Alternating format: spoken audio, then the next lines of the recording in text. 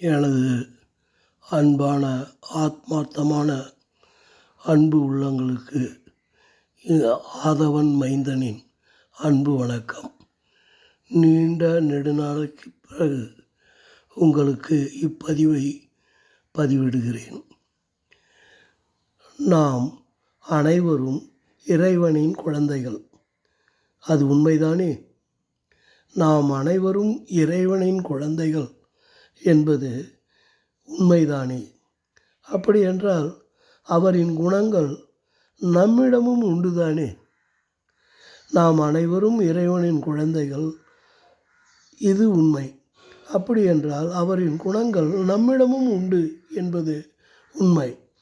அவ்வாறே என்றால் நாம் அனைவரும் கருணை உள்ளவர்களாகவும் அமைதியானவர்களாகவும் அன்பானவர்களாகவும் பொறுமைசாலிகளாகவும் தீய குணங்களுக்கு அப்பாற்பட்டவர்களாகவும் இருக்க வேண்டியவர்கள் தானே?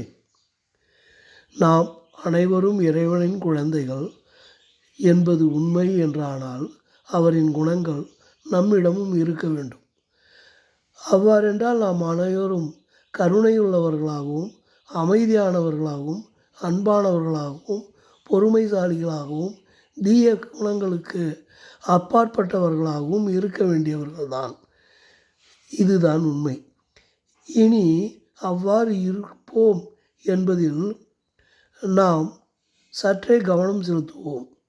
இனி அவ்வாறு இருக்க முயற்சிப்போம் என்பது நமது கடமையாகவும் நமது இறைவனுக்கு செய்யும் தொண்டாகவும் இறைவனிடத்தில் சேர்வதற்குண்டான முயற்சியாகவும் எடுத்து இவ்வாறு நற்குணங்களை பெருக்கி இருக்க முயற்சிப்போம். அனைத்து உயிர்களையும் கருணை அன்பினால் அரவணைப்போம். இவ்வுலகமே அச்சமயம் அமைதியினாலும் அன்பினாலும் இறைவன் யார் என்பதை அனைவருக்கும் உணர்த்தும். அன்புடன் ஆதவன் மைந்தன். மீண்டும் சந்திப்போம்.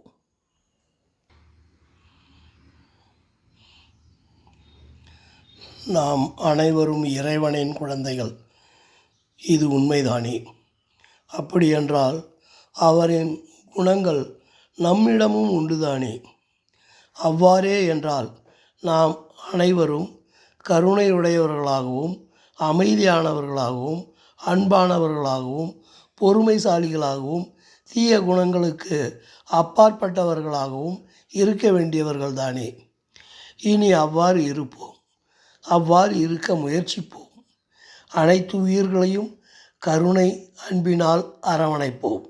இவ்வுலகமே அச்சமயம் அமைதியினாலும் அன்பினாலும் இறைவன் யார் என்பதை அனைவருக்கும் உணர்த்தும்.